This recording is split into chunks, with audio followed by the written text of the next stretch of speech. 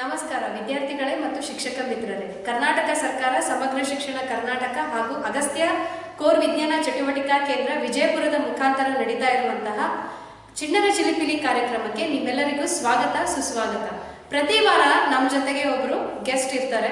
So ಈ ವಾರ ಯಾವ ಅತಿಥಿ ಬಂದಿದ್ದಾರೆ ಅಂತ ಎಲ್ಲರೂ ಕಾಯ್ತಾ ಇದ್ದೀರಾ ಅಂತ ಗೊತ್ತು. ಈ ವಾರ ನಮ್ಮ ಜೊತೆಗೆ ಶ್ರೀಯುತರಾದಂತಹ ರಾಘವೇಂದ್ರ ಮಿಸಾಳೆ ಸರ್ ಅವರಿದ್ದಾರೆ. ಇವರು ಶಿಕ್ಷಕ ರತ್ನ ಪ್ರಶಸ್ತಿಯನ್ನ ಪಡೆದುಕೊಂಡಿದ್ದಾರೆ. ಇವರು ಮುಖ್ಯವಾಗಿ ಶಿಕ್ಷಕರ ತರಬೇತಿ ನೀಡುವಂತಹ ಕಾರ್ಯವನ್ನು ಮಾಡುತ್ತಾರೆ. ಇವರು ಸುಮಾರು 300ಕ್ಕೂ ಹೆಚ್ಚು ವಿವಿಧವಾದಂತಹ ವಿಜ್ಞಾನ ಮತ್ತು ಗಣಿತದ ಮಾದರಿಯನ್ನ ಮನೆಯಲ್ಲೇ ತಯಾರಿಸಿದ್ದಾರೆ. ಅನೇಕ ಶಿಕ್ಷಕರಿಗೆ ತರಬೇತಿಯನ್ನು ನೀಡುವ ಮುಖಾಂತರ ವಿಜ್ಞಾನವನ್ನು ನಾವು ಮಕ್ಕಳಿಗೆ ಹೇಗೆ ಬೋಧಿಸಬೇಕು ಅನ್ನೋದನ್ನ ಇವರು ಸರ್ ಉಳಿದಂತಹ ಶಿಕ್ಷಕರಿಗೆ ಹೇಳ್ಕೊಡ್ತಾ ಇದ್ದಾರೆ. ಸುಮಾರು 500ಕ್ಕಿಂತ ಹೆಚ್ಚು ಶಿಕ್ಷಕರಿಗೆ ಇವರು ಈ ವರ್ಷ ತರಬೇತಿಯನ್ನ ನೀಡಿದ್ದಾರೆ. ಕಳೆದ ವರ್ಷ ಸಹಿತ 1000ಕ್ಕಿಂತ ಹೆಚ್ಚು ಶಿಕ್ಷಕರಿಗೆ ತರಬೇತಿಯನ್ನ ನೀಡಿದ್ದಾರೆ. ಸೊ ವಿಜ್ಞಾನ ಪ್ರತಿ ಶಾಲೆಯಲ್ಲೂ ಸಹಿತ ಹ್ಯಾಂಡ್ಸ್ ಆನ್ ಲರ್ನಿಂಗ್ ಹೋಗಬೇಕು ಅನ್ನೋದು ಇವರ ಉದ್ದೇಶವಾಗಿದೆ. ಬನ್ನಿ ಸರ್ ಜೊತೆಗೆ ಅವರು ಯಾವ ತರ ಮಾದರಿ ಮಾಡಬೇಕು ಅಂತ ಯಾವಾಗ ಕಲ್ತರು, ಯಾವ ತರದ ಮಾದರಿಗಳನ್ನ ಅವ್ರು ಮಾಡಿಟ್ಟಿದ್ದಾರೆ ಅನ್ನೋದನ್ನ ಸರ್ ಕಡೆಯಿಂದ ತಿಳ್ಕೊಂಡು ಹೇಳಿ ಸರ್. ನಮಸ್ಕಾರ ಎಲ್ಲರಿಗೂ. ಮೊದಲಿಗೆ 2009-10ರಲ್ಲಿ ನಾನು BEd ಕಲಿಯುವಾಗ ಅಲ್ಲಿನೂ ಕೂಡ ಕಲಿಕೋಪಕರಣನ ಮಾಡಿ ಪಾಠ ಬೋಧನೆ ಮಾಡ್ತಕ್ಕಂತಹ ಕೆಲವು ಸಲಹೆ ಸೂಚನೆಗಳನ್ನು ನಮ್ಮ ಮಾರ್ಗದರ್ಶಕ ಶಿಕ್ಷಕರು ಕೊಡ್ತಾಯಿದ್ರು. ಆ ಸಂದರ್ಭದಲ್ಲಿಯೂ ಕೂಡ ನಾನು ನನ್ನ ಒಂದು BEd ಕಲಿಯುವಂಥ ಸಂದರ್ಭದಲ್ಲಿ ಮಕ್ಕಳಿಗೆ ವಿವಿಧ ರೀತಿಯಾದಂಥ ಸಣ್ಣ ಪುಟ್ಟ ಕೆಲವು ಕಲಿಕೋಪಕರಣವನ್ನು ಮನೆಯಲ್ಲೇ ತಯಾರಿಸಿಕೊಂಡು ಅವುಗಳನ್ನು ಪಾಠ ಬೋಧನೆಗೆ ನಾನು ಬಳಸ್ತಾ ಇದ್ದೆ. ಮತ್ತು ಇದಕ್ಕೆ ನನಗೆ ಪ್ರೇರಣೆ ಆಗ್ತಕ್ಕಂಥ ಶಿಕ್ಷಕರಪ್ಪ ಅಂತಂದರೆ ನಮ್ಮ ಬಂಜಾರ ಪ್ರೌಢಶಾಲೆ ಮುರಳಿ ಸರ್ ಕೂಡ ತಮ್ಮ ಅನೇಕ ಪ್ರಯೋಗಗಳನ್ನು ಕೂಡ ಅವರು ಮಾಡ್ತಾಯಿದ್ರು. ಅವರಿಂದ ನಾನು ಕೂಡ ಪ್ರೇರಣೆಗೊಂಡು ತದನಂತರ ಇನ್ನೂ ಹೆಚ್ಚಿನ ಒಂದು ಅವಕಾಶವನ್ನು ನಾನು ಶ್ರೀಯುತ ಪ್ರೊಫೆಸರ್ DR ಬಳ್ಳೂರ್ಗಿ ಸರ್ ಅಂಥೇಳಿ ಅವ್ರ ಕಡೆಯಿಂದ ನಾನು ಸಾಕಷ್ಟು ಮಾದರಿಗಳನ್ನು ಯಾವ ರೀತಿ ಮಾಡಬೇಕು ಮತ್ತು ವೈಜ್ಞಾನಿಕ ರೀತಿಯಲ್ಲಿ ಯಾವ ರೀತಿ ಕಾರ್ಯಗಳನ್ನು ಮಾಡ್ತಾವಂತಕ್ಕಂಥದ್ದು ಅವ್ರ ಕಡೆಯಿಂದ ಕೂಡ ನಾನು ಸಾಕಷ್ಟು ಮಾರ್ಗದರ್ಶನವನ್ನು ಪಡೆದುಕೊಂಡಿದ್ದೇನೆ. ಮತ್ತು ಅವರೇ ನಿರಂತರವಾಗಿ ನನಗೆ 5-6 ವರ್ಷಗಳ ಕಾಲ ಅವರು ನನ್ನ ಜೊತೆ ತಮ್ಮ ಎಲ್ಲೇ ಕಾರ್ಯಕ್ರಮ ಇದ್ದರೂ ಕೂಡ ನನ್ನನ್ನು ಕರೆದುಕೊಂಡು ಹೋಗಿ ಇಲ್ಲ ಈ ರೀತಿ ಮಾಡಬೇಕು ಈ ರೀತಿ ಮಾಡಬೇಕು ಅಂತಕ್ಕಂಥದ್ದು ಕೆಲವು ಸಲಹೆ ಸೂಚನೆಗಳನ್ನು ನೀಡ್ತಾ ಮತ್ತು ಮಾದರಿಗಳಲ್ಲಿ ನಾನು ಮಾಡ್ತಕ್ಕಂಥ ಮಾದರಿಯಲ್ಲಿ ಏನಾದರೂ ದೋಷಪೂರಿತ ಕಂಡು ಬಂದಲ್ಲಿ ಕೂಡ ಅವಕ್ಕೆ ಸೂಕ್ತವಾದಂತಹ ಮಾರ್ಗದರ್ಶನ ನೀಡಿ ಈ ರೀತಿಯಾದಂತಹ ಮಾದರಿ ಮಾಡಬೇಕಂತ ತಿಳ್ಕೊಂಡು ಅವರ ಸಲಹೆಯೊಂದಿಗೆ ನಾನು ಅನೇಕ ಮಾದರಿಗಳನ್ನು ಮಾಡಿದ್ದೀನಿ. ಮತ್ತು ಅವುಗಳನ್ನು ಕೆಲವು ಮಾದರಿಗಳು ಹೇಗಿದ್ದಾವೆ ಅಂತಂದರೆ ಮನೆಯಲ್ಲಿ ಸಿಗ್ತಕ್ಕಂಥ ವಸ್ತುಗಳನ್ನು ತೆಗೆದುಕೊಂಡು ಮಾಡ್ತಕ್ಕಂಥ ಚಟುವಟಿಕೆಗಳಾಗಿರ್ಬೋದು. ಇನ್ನು ಕೆಲವು ಪ್ರಯೋಗಶಾಲೆಯಲ್ಲಿ ಉನ್ನತ ದರ್ಜೆಯಾದಂತಹ ಕೆಲವು ಮಾದರಿಗಳನ್ನು ಕೂಡ ಅದಾವೆ. ಅವುಗಳನ್ನು ನಾವು ಉತ್ತಮ ಗುಣಮಟ್ಟದ ಅಕ್ರಿಲಿಕ್ ಶೀಟಲ್ಲಿ ಆಗಿರ್ಬೋದು ಅಥವಾ ಪ್ಲೈವುಡ್ನಲ್ಲಿ ಆಗಿರ್ಬೋದು ಅಥವಾ ಫೋಮ್ ಶೀಟ್ನಲ್ಲಿ ಆಗಿರ್ಬೋದು ಈ ರೀತಿಯಾದಂತಹ ಕೆಲವು ಪ್ರಯೋಗಶಾಲೆಯಲ್ಲಿ ಇರ್ತಕ್ಕಂಥ ಅಂದರೆ ಮಕ್ಕಳು ಎಷ್ಟೇ ಬಾರಿ ಮುಟ್ಟು ನೋಡಿದ್ರು ಕೂಡ ಅವುಗಳ ಕೆಡಬಾರ್ದು ಆ ಒಂದು ದೃಷ್ಟಿಯಿಂದ ಉತ್ತಮ ಗುಣಮಟ್ಟದ ಮಾದರಿಗಳನ್ನು ಕೂಡ ನಾವು ಮಾಡಿದ್ದೀವಿ. ಮತ್ತು ಅವುಗಳ ಪ್ರದರ್ಶನ ಕೂಡ ಅನೇಕ ಬಾರಿ ಎಲ್ಲ ವಿಜ್ಞಾನ ವಸ್ತು ಪ್ರದರ್ಶನದಲ್ಲಿ ಕೂಡ ತೆಗೆದುಕೊಂಡು ಹೋಗಿದ್ದೀನಿ. ಮತ್ತು ಇಲ್ಲಿ ಅನೇಕ ಈ ವಿದ್ಯಾರ್ಥಿಗಳಿಗೆ SSLC ಅದರಲ್ಲಿಯೂ ಕೂಡ SSLC ಮಕ್ಕಳಿಗೆ ಪಠ್ಯಕ್ರಮದಲ್ಲಿ ಬರ್ತಕ್ಕಂತಹ ಹಲವಾರು ಮಾದರಿಗಳನ್ನು ಮತ್ತು ಚಟುವಟಿಕೆಗಳನ್ನು ಅವು ಪ್ರಯೋಗಾತ್ಮಕವಾಗಿ ಮತ್ತು ಸರಳವಾಗಿ ಮಕ್ಕಳಿಗೆ ಆ ಪರಿಕಲ್ಪನೆಯನ್ನು ಅವರ ಮನಸ್ಸಿನಲ್ಲಿ ಉತ್ತಮವಾದಂತಹ ರೀತಿಯಲ್ಲಿ ಸರಳೀಕರಣಗೊಳಿಸಲಿಕ್ಕೆ ಸರಳ ಕಲಿಕೋಪಕರಣಗಳನ್ನು ಕೂಡ ನಾನು ವಿದ್ಯಾರ್ಥಿಗಳೊಂದಿಗೆ ಹಂಚಿಕೆ ಮಾಡಿಕೊಂಡಿದ್ದೀನಿ. ಮತ್ತು ಈ ನಿರಂತರವಾಗಿ SSLC ಮಕ್ಕಳಿಗೆ ಈ ಪರೀಕ್ಷಾ ಸಂದರ್ಭದಲ್ಲಿ ಅವರಿಗೆ ಕೆಲವು ಮಾದರಿಗಳ ಮೂಲಕ ಕೆಲವು ಪರಿಕಲ್ಪನೆಗಳನ್ನು ತಿಳಿಸಿಕೊಟ್ಟು ಅವರಿಗೆ ಒಂದು ಫಲಿತಾಂಶವನ್ನು ಕೂಡ ಉತ್ತಮಪಡಿಸುವಲ್ಲಿ ಒಂದು ಕಾರ್ಯವನ್ನು ಮಾಡ್ತಾ ಇದ್ದೀನಿ madam. Okay, thank you sir. ತುಂಬ ಉತ್ತಮವಾದಂತಹ ಕಾರ್ಯವನ್ನು ನಮ್ಮ ರಾಘವೇಂದ್ರ ಮಿಸಾಳೆ ಸರ್ ಮಾಡ್ತಿದ್ದಾರೆ. ಮಕ್ಕಳಿಗೆ ಮತ್ತು ಶಿಕ್ಷಕರಿಗೆ ಒಂದು ಸೂಚನೆಯನ್ನು ಹೇಳಲಿಕ್ಕೆ ಇಷ್ಟಪಡ್ತೀನಿ. ಅಗಸ್ತ್ಯ ಕೋರ್ ವಿಜ್ಞಾನ ಚಟುವಟಿಕಾ ಕೇಂದ್ರಗಳ ಮುಖಾಂತರ ನಾವು ಡಿಜಿಟಲ್ ಸಮ್ಮರ್ ಕ್ಯಾಂಪನ್ನು ಯೂಟ್ಯೂಬ್ ಚಾನಲ್ ಮುಖಾಂತರ ತರ್ತಾ ಇದ್ದೀವಿ. ಸೊ ನಮ್ಮ YouTube channel core science activity centre mad summer camp ಅಂದರೆ MEAD ಸಮ್ಮರ್ ಕ್ಯಾಂಪ್. MEAD ಅಂತ ಅಂದರೆ make a difference summer camp. So ನೀವು ನಮ್ಮ ಸಮ್ಮರ್ ಕ್ಯಾಂಪಲ್ಲಿ ಪ್ರತಿ ದಿವಸನೂ ಸಹಿತ ಬೆಳಗ್ಗೆ 11 ಗಂಟೆಗೆ ನಾವು ನಮ್ಮ ಯೂಟ್ಯೂಬ್ ಚಾನಲಲ್ಲಿ ಆಕ್ಟಿವಿಟೀಸ್ ವಿಡಿಯೋನ ನಾವು ಅಪ್ಲೋಡ್ ಮಾಡ್ತೀವಿ. ಎಲ್ಲ ಮಕ್ಕಳು ಸಹಿತ ಆಕ್ಟಿವಿಟಿನ ಮಾಡಿ ಕಮೆಂಟ್ ಸೆಕ್ಷನಲ್ಲಿ ನಿಮ್ಮ ಫೋಟೋಸನ್ನು ನಮಗೆ ಕಳಿಸ್ಕೊಡಿ. So CSAC mad summer camp ಅನ್ನುವಂಥ ಯೂಟ್ಯೂಬ್ ಚಾನಲಿಗೆ ಎಲ್ಲರೂ ಸಹಿತ ಇವತ್ತೇ ಸಬ್ಸ್ಕ್ರೈಬ್ ಆಗಿ ಅಂತ ಹೇಳಿ ನಾನು ಕೇಳ್ಕೊತೀನಿ. ಬನ್ನಿ, ಹಾಗಿದ್ರೆ ಫಸ್ಟ್ ಚಟುವಟಿಕೆಯನ್ನ ಸಜ್ಜನ್ ಮೇಡಮ್ ಅವ್ರು ಮಾಡಿದ್ದಾರೆ.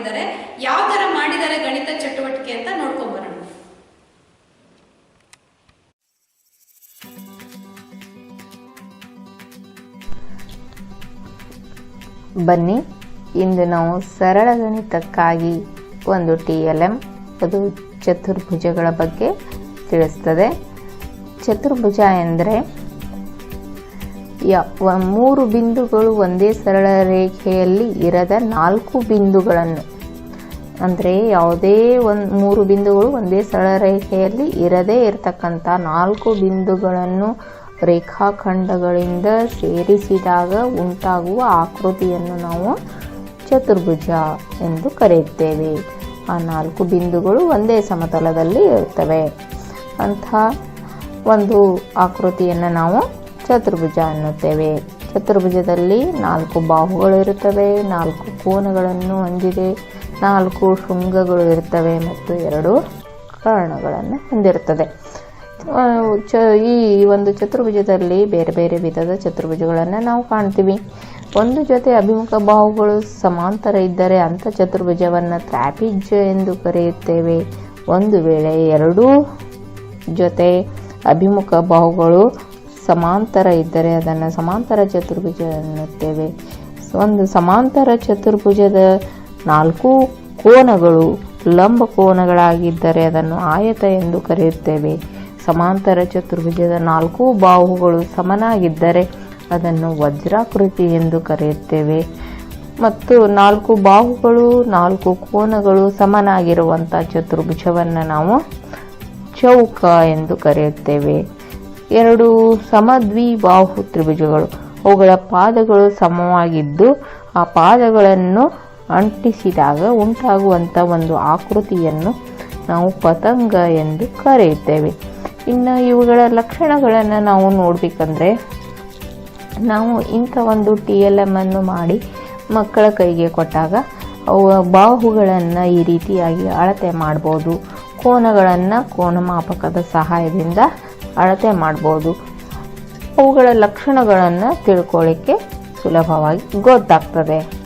ಇಲ್ಲಿ ನಾವು ಈ ಒಂದು ತ್ರಾಪಿಜ್ಯದ ಲಕ್ಷಣಗಳನ್ನು ನೋಡಬೇಕಾದ್ರೆ ಈ ತ್ರಾಪಿಜ್ಯದಲ್ಲಿ ಸಮಾಂತರ ಅಲ್ಲದ ಬಾಹುಗಳಿಗೆ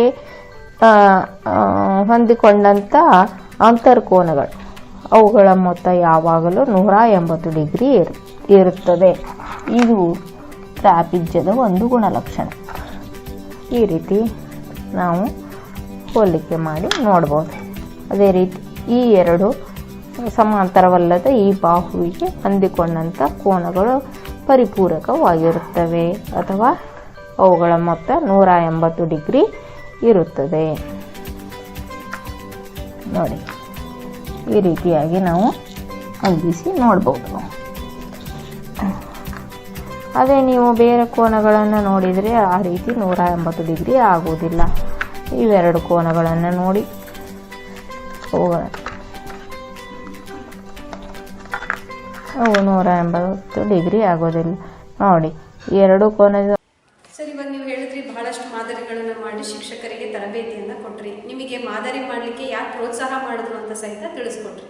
ಅದೇ ರೀತಿಯಾಗಿ ನೀವು ಸುಮಾರು ಎಷ್ಟು ಮಾದರಿಗಳನ್ನು ಮಾಡಿದಿರಿ? ಆ ಮಾದರಿಗಳನ್ನು ಶಿಕ್ಷಕರು ತಾವು ಸಹಿತ ಮಾಡಿ ಶಾಲೆಗಳಲ್ಲಿ ಇಟ್ಟಿದ್ದಾರ, ಬೋಧನೆಯನ್ನು ಮಾಡ್ತಿದ್ದಾರ? ಸರಿ ಮೇಡಮ್, ನೋಡಿ, ಈಗಾಗಲೇ ನಾನು 6ನೇ ತರಗತಿಯಿಂದ 10ನೇ ತರಗತಿಯವರೆಗೆ ಬರ್ತಕ್ಕಂಥ ಅದರಲ್ಲಿಯೂ ಕೂಡ ವಿಶೇಷವಾಗಿ ಭೌತಶಾಸ್ತ್ರಕ್ಕೆ ಸಂಬಂಧಪಟ್ಟಂತಹ ಮಾದರಿಗಳನ್ನು ಮಾಡಿದ್ದೀನಿ ಮೇಡಮ್ ಅವರೇ. ಮತ್ತು ಅವುಗಳಿಗೆ ಸಂಬಂಧಪಟ್ಟಂಥ ವಿಶೇಷವಾದಂಥ ಭೌತಶಾಸ್ತ್ರ ಸಂಬಂಧಪಟ್ಟಂತಹ 6ನೇ ತರಗತಿ ಆಗಿರ್ಬೋದು, 7ನೇ ತರಗತಿ ಆಗಿರ್ಬೋದು, 8ನೇ ತರಗತಿ ಆಗಿರ್ಬೋದು, 9ನೇ ತರಗತಿ ಆಗಿರ್ಬೋದು ಹಾಗೂ 10ನೇ ತರಗತಿ ಕೂಡ ಆಗಿರ್ಬೋದು. ಈ ಒಂದು ತರಗತಿಗಳಿಗೆ ಸಂಬಂಧಪಟ್ಟಂಥ ಪ್ರತಿಯೊಂದು ಪರಿಕಲ್ಪನೆಗೆ ಒಂದೊಂದು ಚಟುವಟಿಕೆಗಳನ್ನು ಈಗಾಗಲೇ ಪಠ್ಯ ಪುಸ್ತಕದಲ್ಲಿ ಕೊಟ್ಟಿದ್ದಾರೆ. ಅವುಗಳನ್ನು ಸರಳ ರೂಪದಲ್ಲಿ ಯಾವ ರೀತಿ ಮಾಡಬೇಕಂತಕ್ಕಂಥದ್ದನ್ನು ಪ್ರತಿಯೊಂದು ಚಟುವಟಿಕೆಯನ್ನು ಕೂಡ ನನ್ನ ಹತ್ರ ಮಾಡಿದ್ದು ಅದಾವ್ರಿ ಸರ್ ಮೇಡಮ್ ಅವರೇ. ಆಮೇಲೆ ಅವುಗಳನ್ನು ನಾನು ಟೀಚರ್ಸ್ ಟ್ರೈನಿಂಗ್ ಆಗಿರ್ಬೋದು ಅಥವಾ ಮಕ್ಕಳಿಗೆ ಕೊಡ್ತಕ್ಕಂತಹ ವಿಷಯ ವಸ್ತುಗಳಲ್ಲಿ ಬರ್ತಕ್ಕಂಥ ಎಲ್ಲ ಹಲವಾರು ಅಂಶಗಳನ್ನು ಮಕ್ಕಳು ಕೂಡ ನೋಡಿ ಸಾಕಷ್ಟು ಮಕ್ಕಳು ಕೂಡ ಮಾಡಿದ್ದಾರೆ. ಮತ್ತು ನಮ್ಮ ಎಲ್ಲ ಶಿಕ್ಷಕರು, ಪ್ರಾಥಮಿಕ ಶಾಲಾ ಶಿಕ್ಷಕರಾಗಿರ್ಬೋದು ಮತ್ತು ಪ್ರೌಢಶಾಲಾ ಶಿಕ್ಷಕರಾಗಿರ್ಬೋದು, ತರಬೇತಿಯಲ್ಲಿ ತೆಗೆದುಕೊಂಡಂತಹ ಕೆಲವು ಅಂಶಗಳನ್ನು ತರಬೇತಿ ಮುಗಿದ ನಂತರ ಫೋನಿನ ಮೂಲಕ ಕೂಡ ಇದು ಯಾವ ರೀತಿ ಮಾಡಿದರೆ ಸರ್, ಇದು ನನಗೆ ಒಂದು ಸೆಟ್ ಬೇಕಾಗಿತ್ತು, ನಾನು ಮಾಡ್ಕೊತೀನಿ. ಹಾಗಾಗಿ ಅನೇಕ ಬಾರಿ ನಾನು ವಿಶೇಷವಾಗಿ ಫೋನ್ ಮೂಲಕನೂ ಕೂಡ ಹಲವಾರು ಶಿಕ್ಷಕರ ಸಂಪರ್ಕ ಮಾಡಿ ಅವರು ತಮ್ಮ ಶಾಲೆಯಲ್ಲಿ ಕೂಡ ಮಾಡ್ಕೊಂಡಿದ್ದಾರೆ ಮೇಡಮ್ ಅವರು.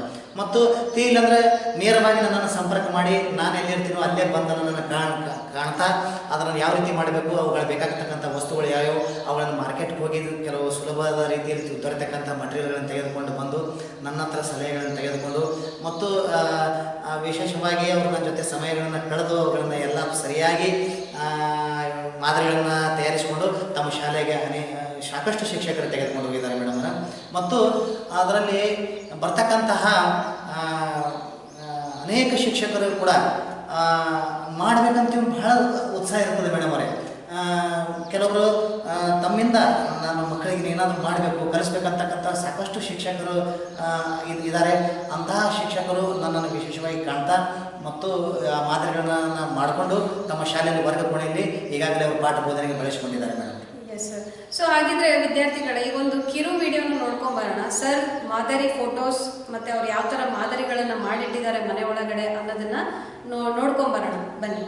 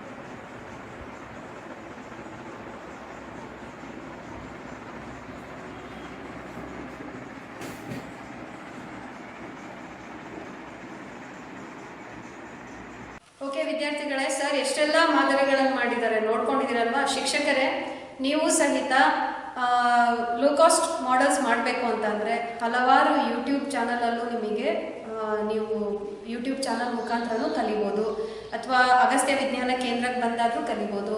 ಅದೇ ರೀತಿಯಾಗಿ ರಾಘವೇಂದ್ರ ಮಿಸಾಳೆ ಸರ್ ಹತ್ರ ಅಪ್ರೋಚ್ ಆದರೂ ಸಹಿತ ನೀವು ವಿಜ್ಞಾನ ಮಾದರಿ ತಯಾರಿಕೆಯನ್ನು ಕಲಿಬಹುದಾಗಿದೆ.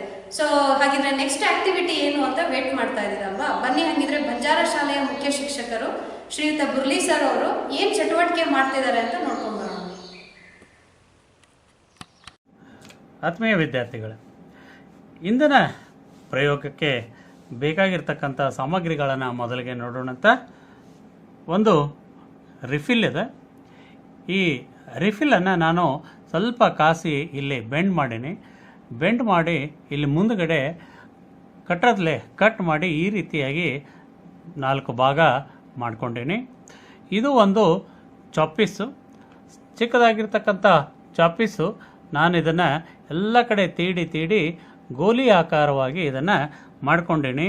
ಇದನ್ನು ಈ ರೀತಿಯಾಗಿ ಇಡಲಿಕ್ಕೆ ಸಾಧ್ಯವಾಗುವ ರೀತಿಯಲ್ಲಿ ನಾನು ಇದನ್ನು ತಯಾರಿ ಮಾಡೀನಿ. ಅಥವಾ ಇದು ಅಥವಾ ಒಂದು ವೇಸ್ಟ್ ಪೈಪ್ ತೆಗೆದುಕೊಂಡೀನಿ. ಈ ರೀತಿಯಾಗಿ ಇದಕ್ಕೆ ಹಿಂದೆ ಸಿಕ್ಕಿಸಿನಿ. ಮಕ್ಕಳು ಆಡ್ತಕ್ಕಂಥ ಪಿಸ್ತೂಲ್ ಆಟ ಆಡ್ತಕ್ಕಂಥ ಒಂದು ಮುಂದಿನ ತುದಿಯನ್ನು ನಾನು ತೆಗೆದುಕೊಂಡೀನಿ. ಇಲ್ಲಿ ಇಡಲಿಕ್ಕೆ ಒಂದು ಬಾಲು ಇದು ಆಗಿರ್ಬೋದು ಅಥವಾ ಬಾಲು ಇದು ಆಗಿರ್ಬೋದು. ಈ ರೀತಿಯಾಗಿ ಈ ಸಾಮಗ್ರಿಗಳನ್ನು ನಾನು ತೆಗೆದುಕೊಂಡೀನಿ. ಇನ್ನು ಇದರ ಪ್ರಯೋಗ ಹೇಗೆ ಮಾಡಬೇಕಂತೇಳಿ ನಾನು ತೋರಿಸ್ತೀನಿ. ಈಗ ಈ ಬಾಲನ್ನು ಈ ರೀತಿಯಾಗಿ ಇಟ್ಕೊಳ್ರಿ. ಇಟ್ಕೊಂಡು ಇಲ್ಲಿ ಬಾಯಿಯಿಂದ ನಾವು ಊದೋಣಂತ.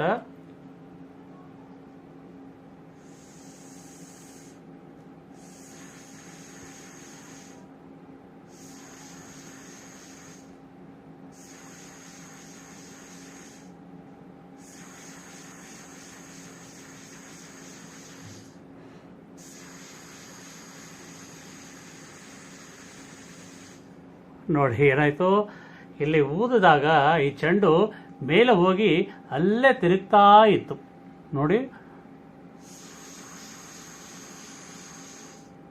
ಹೌದಾ?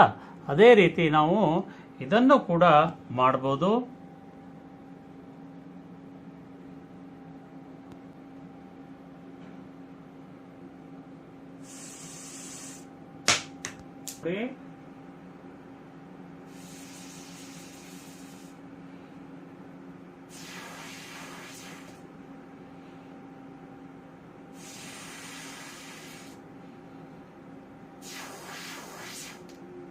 ಓಕೆ, ಚೆನ್ನಾಗಿದೆ ಅಲ್ಲ ಇದು. ಇಲ್ಲೇನಾಗತ್ತೆ, ಗಾಳಿ ಊದಿದಾಗ ಗಾಳಿ ಒಳಗಳಿಂದ ಹೊರಗಡೆ ಹೋಗ್ತದೆ, ಮತ್ತೆ ಒಳಗಡೆ ಅದು ಗಾಳಿ ಬಾಗ್ಲಿಕ್ಕೆ ಮೇಲಿನ ಪ್ರೆಷರ್ಲಿಂದ ಒಳಗಡೆ ಬಾಲ್ ಒಳಗಡೆ ಸರಿಲಿಕ್ಕೆ ಪ್ರಯತ್ನ ಮಾಡ್ತದೆ, ಒಳಗಡೆ ಗಾಳಿ ಹೊರಗಡೆ ನೂಕ್ಲಿಕ್ಕೆ ಪ್ರಯತ್ನ ಮಾಡ್ತದೆ. ಇದನ್ನ ನಾವು ಬರ್ನೌಲಿಸ್ ಪ್ರಿನ್ಸಿಪಲ್ ಅಂತೇಳಿ ಉಪಯೋಗ್ತೀವಿ. ಇಲ್ಲಿ ಆ ಬರ್ನೌಲಿ ನಮ್ಮ ವಿಜ್ಞಾನಿ ಇದನ್ನ ಕಂಡುಹಿಡಿದ್ರಿಂದ ಇದನ್ನ ನಾವು ಬರ್ನೌಲಿಸ್ ಪ್ರಿನ್ಸಿಪಲ್ ಮೇಲೆ ವರ್ಕ್ ಮಾಡ್ತದೆ ಅಂತ ನಾವು ಹೇಳ್ತೀವಿ. ಧನ್ಯವಾದಗಳು. ಓಕೆ ವಿದ್ಯಾರ್ಥಿಗಳೇ ಮತ್ತು ಶಿಕ್ಷಕರೇ, ನೀವೆಲ್ಲರೂ ಇವಾಗ ಸರ್ ಮಾಡಿರೋ ಎಲ್ಲ ಚಟುವಟಿಕೆಯನ್ನ ನೋಡಿದ್ದೀರಾ. ಸೊ ಈ ಥರ ಚಟುವಟಿಕೆನ ಶಿಕ್ಷಕರಿಗೂ ಮನಸ್ಸೊಳಗೆ ಬರ್ತಿರುತ್ತೆ, ಇದನ್ನ ನಾನು ನಮ್ಮ ಶಾಲೆನಲ್ಲಿ ಮಕ್ಕಳಿಗೆ ಮಾಡಿ ತೋರಿಸ್ಬೇಕು ಅಂತ ಹೇಳಿ. ಸೊ ಆ ಥರ ಶಿಕ್ಷಕರಿಗೆ ಏನಾದ್ರು ಅವಕಾಶ ಇದೆಯಾ ಸರ್ ನಿಮ್ಮ ಕಡೆ? ಇದೆ ಮೇಡಮ್. ಈಗ ಸಾಕಷ್ಟು ಸ್ಥಳೀಯ ಶಿಕ್ಷಕರು ನನ್ನ ಮನೆಗೆ ಬಂದು ಇಲ್ಲ ಈ ಮಾದರಿಗಳನ್ನು ಕೊಡ್ರಿ, ನಾನು ಸ್ಕೂಲ್ ಒಳಗೆ ತೆಗೆಸ್ಕೊಂಡು ಬರ್ತೀನಿ ಅಂತ ತಿಳ್ಕೊಂಡು ಸಾಕಷ್ಟು ಜನ ತೆಗೆದುಕೊಂಡು ಹೋಗಿ ಮತ್ತು ವಾಪಸ್ ಅದನ್ನು ಮಕ್ಕಳಿಗೆ ಅದನ್ನು ಪಾಠ ಬೋಧನೆ ಬಳಸಿಕೊಂಡು ವಾಪಸ್ ತಂದು ಕೊಟ್ಟಿದ್ದು ಕೂಡ ಉಂಟು. ಅದರ ಜೊತೆಯಲ್ಲೇ ಇದೇ ಥರ ಎಲ್ಲ ಶಿಕ್ಷಕರು ಕೂಡ ತಾವು ನನ್ನ ಮೊಬೈಲ್ ನಂಬರ್ ಅಂತ ಸಾಕಷ್ಟು ಜನರಿಗೆ ಗೊತ್ತಿದೆ ಮೇಡಮ್. ತಾವು ಕೂಡ ಬೇಕಾದರೆ ಇಲ್ಲಿ ಕೆಳಗಡೆ ಹಾಕ್ಬೋದು.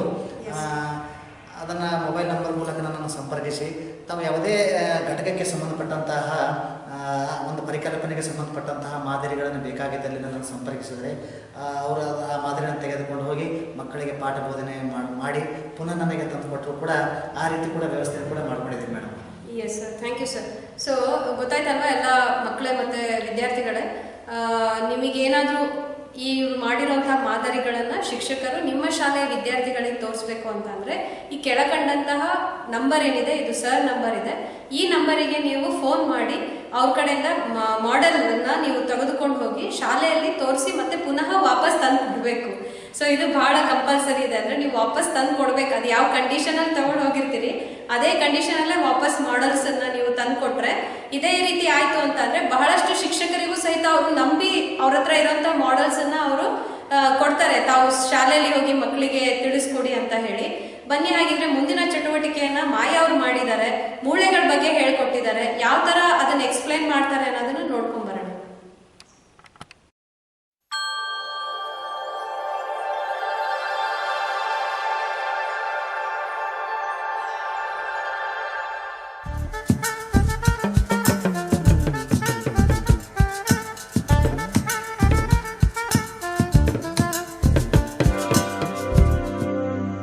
ಮಕ್ಕಳೇ, ಈಗ ನಾವು ಕೈಯ ಮೂಳೆಯ ಜೋಡಣೆ ಬಗ್ಗೆ ತಿಳ್ಕೊಳ್ಳೋಣ. ಇದು ಯಾವ ಮೂಳೆ ಈಗ? ಈ ಕೈ ಮೂಳೆಯಲ್ಲೂ ಸಹ 3 ಭಾಗಗಳು ಇರುತ್ತೆ.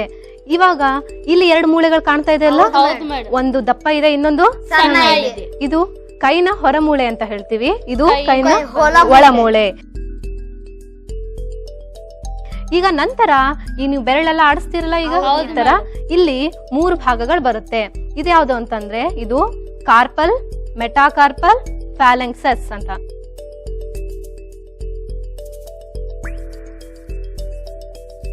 ಈಗ ನಿನ್ ಕೈ ತೋರ್ಸು ಇಲ್ಲಿ.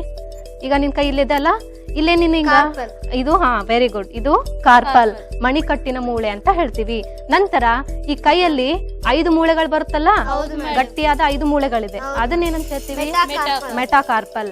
ನಂತರ ಈ ಬೆರಳುಗಳ ಮೂಳೆಗಳಿದೆ ಅಲ್ಲ, ಇದನ್ನೇನಂತ ಹೇಳ್ತೀವಿ? ಫ್ಯಾಲೆಂಕ್ಸಸ್, ಕೈ ಬೆರಳಿನ ಮೂಳೆಗಳು ಅಂತ ಹೇಳ್ತೀವಿ. ಈಗ ನಿಮ್ಗೊಂದು ಪ್ರಶ್ನೆ, ಈ ಕೈ ಬೆರಳಿನ ಮೂಳೆಗಳು ಚಲಿಸಿದ ಹಾಗೆ ಇಲ್ಲಿ ಅಂಗೈ ಬೆರಳಿನ ಮೂಳೆಯನ್ನ ಚಲಿಸಕ್ಕಾಗುತ್ತಾ? ನೋಡಿ, ಆಗಲ್ಲ. ಯಾಕಾಗಲ್ಲ? ಯಾಕಂದ್ರೆ ಇಲ್ಲಿ ಈ ಅಂಗೈ ಮೂಳೆಗಳೇನಿದೆ ಅಲ್ಲ, ಇದು ದಂಡದಂತೆ 5 ಎಲುಬುಗಳಿದೆ.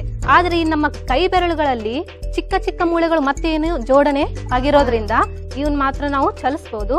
ಆದ್ರೆ ಅಂಗೈ ಮೂಳೆಗಳನ್ನ ನಾವು ಚಲಿಸ್ಲಿಕ್ಕೆ ಆಗೋದಿಲ್ಲ. ಎಲ್ಲಿ ಚಿಕ್ಕ ಚಿಕ್ಕ ಮೂಳೆಗಳು ಜೋಡಣೆ ಆಗಿದೆ ಅಲ್ಲ, ಅಲ್ಲಿ ಮಾತ್ರ ನಾವು ಏನ್ ಮಾಡ್ಬೋದು? ಚಲಿಸಬಹುದು.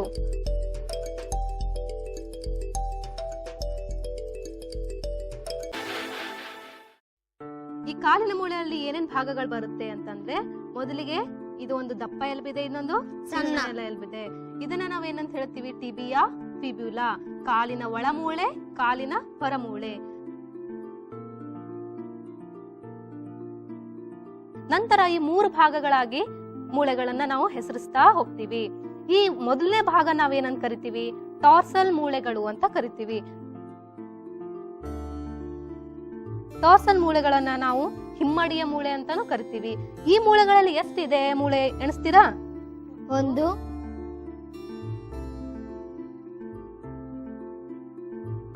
2, 3,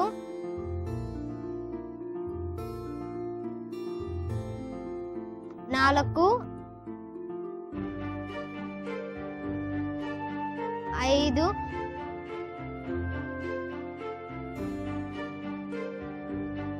6,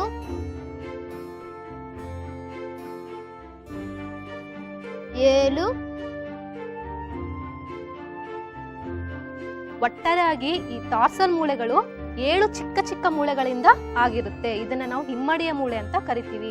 ನಂತರ ಬರೋದೇ ಈ ಮೆಟಾಟಾರ್ಸಲ್ ಮೂಳೆ. ಈ ಮೆಟಾಟಾರ್ಸಲ್ ಮೂಳೆ ಯಾವ ತರ ಇದೆ ನೋಡಿ, ಎಷ್ಟಿದೆ? ಇದು 5 ಇದೆ. ಇದು ದಂಡದಂತೆಯೇ ದಪ್ಪನೆಯ ಎಲುಬುಗಳಿರುತ್ತೆ. ಇಲ್ಲಿ ಯಾವುದೇ ಜೋಡಣೆಗಳು ಇರೋದಿಲ್ಲ. ನಂತರ ಬರೋದು ಯಾವುದು? ಕಾಲು ಬೆರಳಿನ ಮೂಳೆಗಳು ಅಂತ. ಇಲ್ಲಿ ನೋಡಿ, ಚಿಕ್ಕ ಚಿಕ್ಕ ಮೂಳೆಗಳೆಲ್ಲ ಒಂದಕ್ಕೊಂದು ಏನಾಗಿದೆ? ಜೋಡಣೆ ಆಗಿದೆ. ಇಲ್ಲಿ ಈ ಮೂಳೆಗಳನ್ನ ಮಾತ್ರ ನಾವೇನಾಗಲ್ಲ, ಚಲಿಸ್ಲಿಕ್ಕೆ ಬರೋದಿಲ್ಲ. ಈ ಅಂಗಾಲಿನ ಮೂಳೆಗಳಂತ ನಾವು ಹೇಳ್ತೀವಿ. ಅದೇ ತರ ಮುಂದಿನ ಕಾಲಿ ಬೆರಳಿನ ಮೂಳೆಗಳನ್ನ ನಾವೇನ್ ಮಾಡ್ಬೋದು? ಒಂದು ಸೈಡ್ ಮಾತ್ರ ಏನ್ ಮಾಡ್ಬೋದು? ಚಲಿಸಬಹುದು.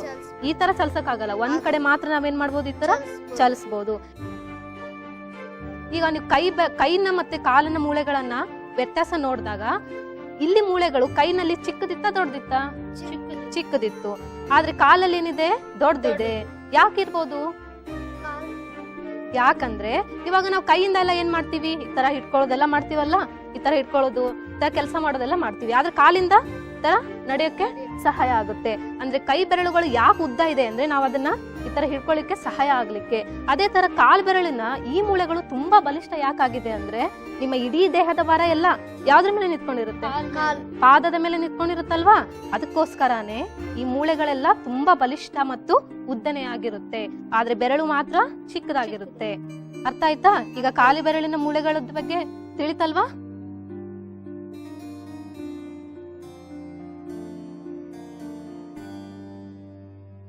ಮಕ್ಕಳೇ ಮತ್ತು ಶಿಕ್ಷಕರೇ, ಈ ಹಿಂದಿನ ಚಟುವಟಿಕೆಯನ್ನು ನೋಡ್ಕೊಂಡು ಬಂದ್ರಲ್ಲ, ಈಗ ಈ ಅಗಸ್ತ್ಯದ ಬಗ್ಗೆ ಒಂದೆರಡು ಮಾತುಗಳನ್ನು ನಾನು ಮಾತಾಡ್ತಾ ಇದ್ದೀನಿ.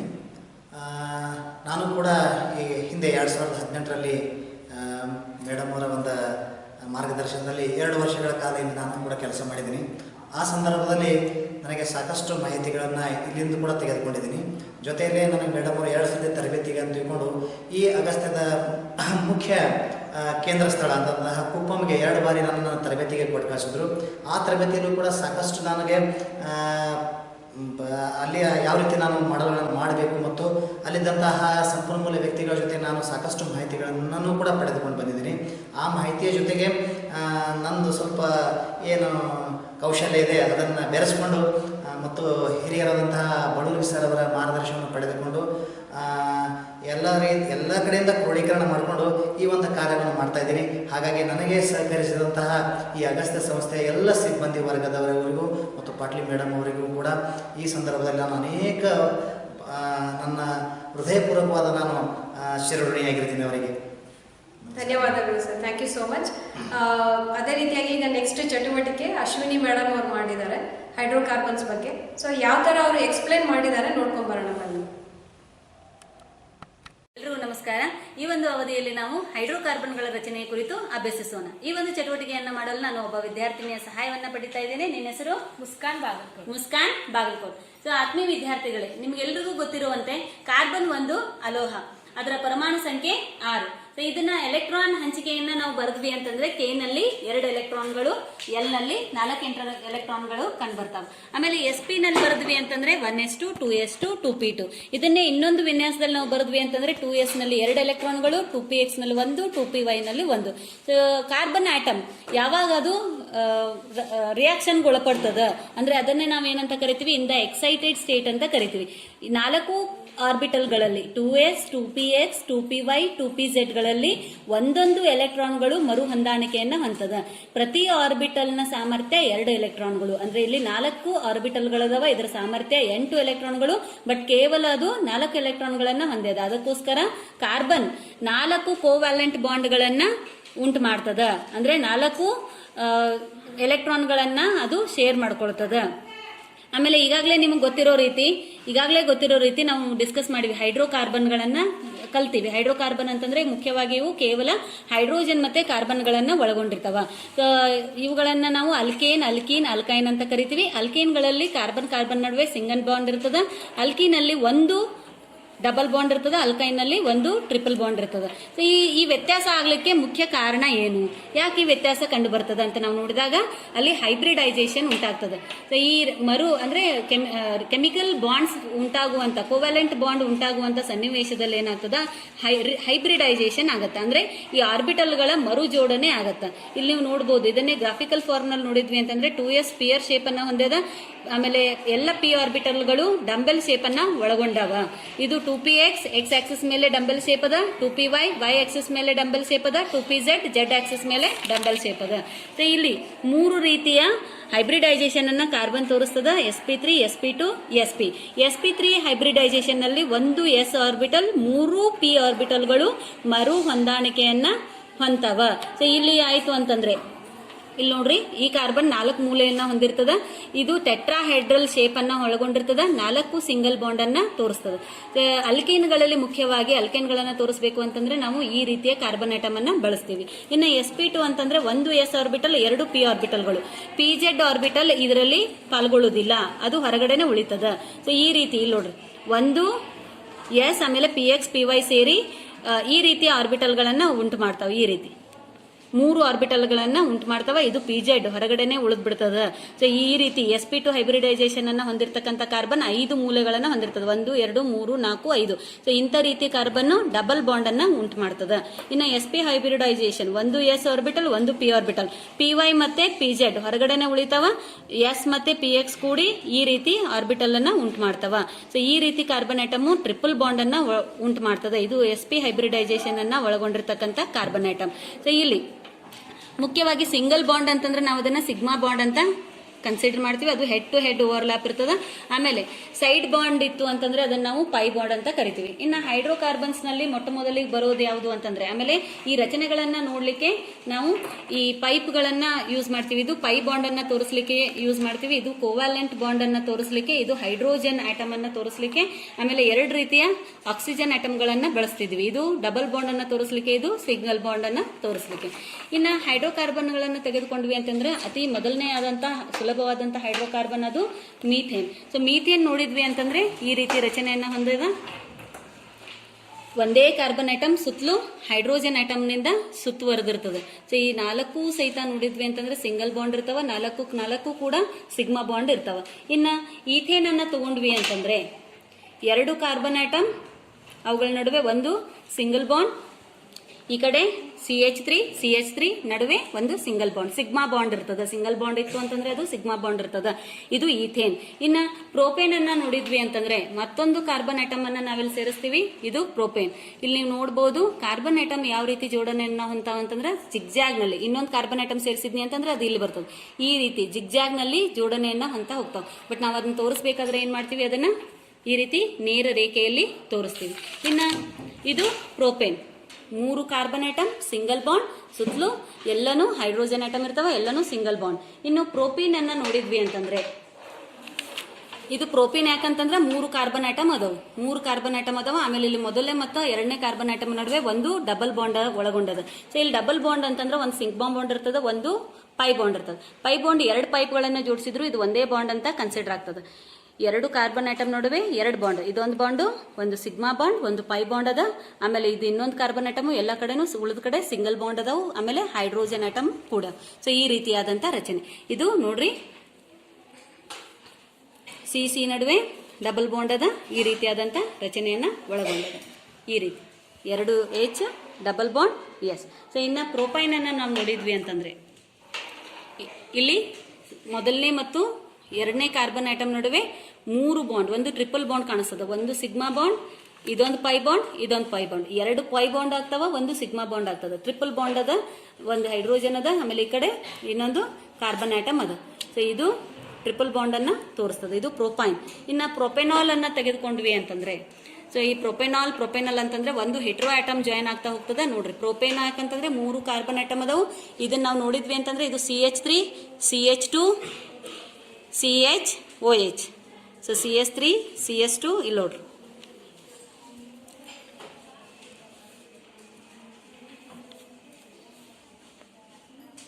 ಸೊ ಇದು ಆಲ್ಕೋಹಾಲ್ ಅನ್ನ ಸೂಚಿಸ್ತದೆ. ಸೊ ಇನ್ನು ನಾವು ನೆಕ್ಸ್ಟ್ ತಗೊಂಡ್ವಿ ಅಂತಂದ್ರೆ ಇದು CH3, CH2, CHO. ಇಲ್ಲಿ ಆಕ್ಸಿಜನ್ ಆಟಮ್ ಜೊತೆಗೆ ಕಾರ್ಬನ್ ಒಂದು ಡಬಲ್ ಬಾಂಡ್ ಅನ್ನ ಮಾಡ್ತದೆ. ಸೊ ಇಲ್ಲಿ ಡಬಲ್ ಬಾಂಡ್ ಅಂತಂದ್ರೆ ಒಂದು ಸಿಂಗಲ್ ಬಾಂಡ್, ಒಂದು ಸಿಗ್ಮಾ ಬಾಂಡ್, ಒಂದು pi bond. CH3, CH2, CHO, CH3, CH2, CHO. ಇನ್ನ ಈಥೀನ್ ಅನ್ನ ನಾವು ನೋಡಿದ್ವಿ ಅಂತಂದ್ರೆ ಈಥೀನ್ ಏನು molecular formula C2H4. 2 carbon atom ನಡುವೆ ಒಂದು ಡಬಲ್ ಬಾಂಡ್, ಸುತ್ತಲೂ ಏನಿರ್ತದೆ ಹೈಡ್ರೋಜನ್ ಐಟಮ್ ಇರ್ತಾವೆ. ಇಲ್ಲಿ 2 ಕಾರ್ಬನ್ ಐಟಮ್ ಅದಾವು, ಒಂದು ಸಿಗ್ಮಾ ಬಾಂಡ್, ಒಂದು ಪೈ ಬಾಂಡ್, ಡಬಲ್ ಬಾಂಡ್ ಅದ. ಇಲ್ಲಿ H2. ಇದು ಈಥೀನ್. ಇನ್ನ ಇದು ಈಥೈನ್, 2 ಕಾರ್ಬನ್ ಐಟಮ್ ನಡುವೆ ಒಂದು ಟ್ರಿಪಲ್ ಬಾಂಡ್ ಅದ. ಸೊ ಒಂದು ಸಿಂಗಲ್ ಬಾಂಡ್, ಇದೊಂದು ಬಾಂಡು, ಇದೊಂದು ಬಾಂಡು, 2 ಪೈ ಬಾಂಡ್ ಅದಾವು, ಒಂದು ಸಿಗ್ಮಾ ಬಾಂಡ್ ಅದ. ಆಮೇಲೆ 2 ಕಡೆಗೆ H ಅದ. ಇದು ಈಥೈನ್, ಇದು ಈಥೀನ್. ಇನ್ನ ಸೈಕ್ಲೋ ಅಲ್ಕೇನ್ಸ್ ಗಳನ್ನ ನಾವು ನೋಡಿದಾಗ ಇಲ್ಲಿನೂ ಕೂಡ ಎಲ್ಲವೂ ಏನಿರ್ತಾವ, ಸಿಂಗಲ್ ಬಾಂಡ್ಗಳೇ ಇರ್ತಾವ. ಸೊ ಇಲ್ಲಿ ಮೊದಲಿಗೆ ಸೈಕ್ಲೋ ಅಲ್ಕೇನ್ ಯಾವುದು ಅಂತಂದ್ರೆ ಅದು ಪ್ರೋಪೇನ್, ಸೈಕ್ಲೋಪ್ರೋಪೇನ್. ನೋಡ್ರಿ 3 ಕಾರ್ಬನ್ ಐಟಮ್ ಟ್ರೈಗೋನಲ್ ಶೇಪ್ ನಲ್ಲಿ ಆಡ್ ಆಗ್ಯಾವ. ಎಲ್ಲದ್ರ ನಡುವೆ ಸಿಗ್ಮಾ ಬಾಂಡ್, ಸಿಂಗಲ್ ಬಾಂಡ್ ಅದಾವ. ಇಲ್ಲಿ 3 ಕಡೆಗೆ ಏನದಾವು, ಹೈಡ್ರೋಜನ್ ಬಾಂಡ್ ಅನ್ನ ಒಳಗೊಂಡಾವ. ಇದು ಸೈಕ್ಲೋಪ್ರೋಪೇನ್.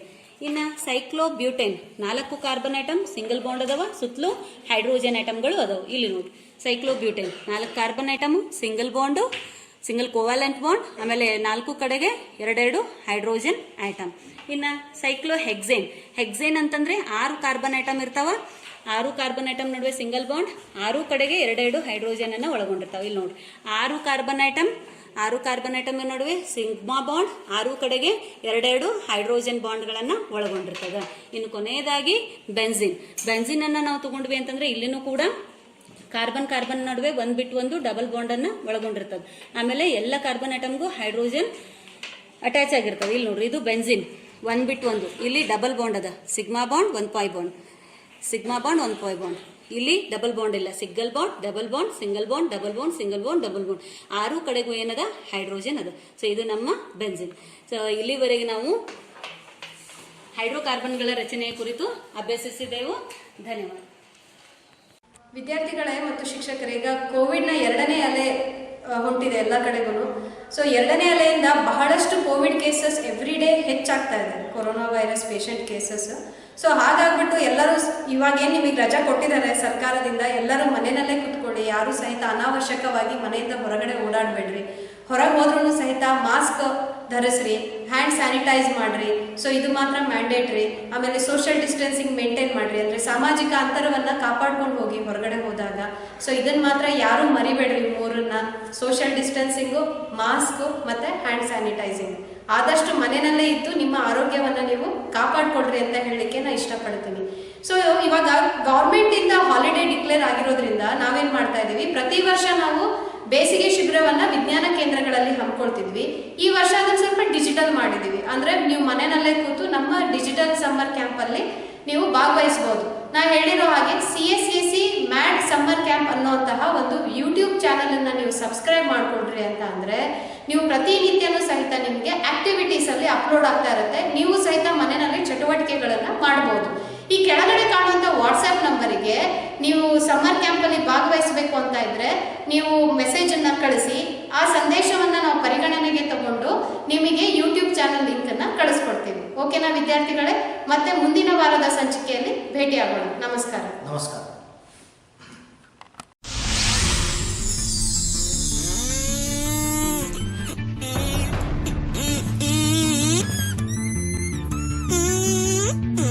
ಈ ಆಕ್ಟಿವಿಟಿ ಎಷ್ಟು ಚಲೋ ಇದೆ. ನೀ ಎಲ್ಲಿಂದ ನಾನು ಕಲ್ತಿದ್ದು? ನಾನು ಇದನ್ನ ಟಿವಿ ಚಾನಲ್ ನೋಡಿ ಕಲ್ತೀನಿ. ಚಾನಲ್? ಯಾವ channel? FM channel. FM channel ಇದು ಯಾವಾಗ ಹತ್ತುತ್ತದೆ? ಇದು ಪ್ರತಿ ಭಾನುವಾರ ಸಂಜೆ 5:30 ಹತ್ತುತ್ತ.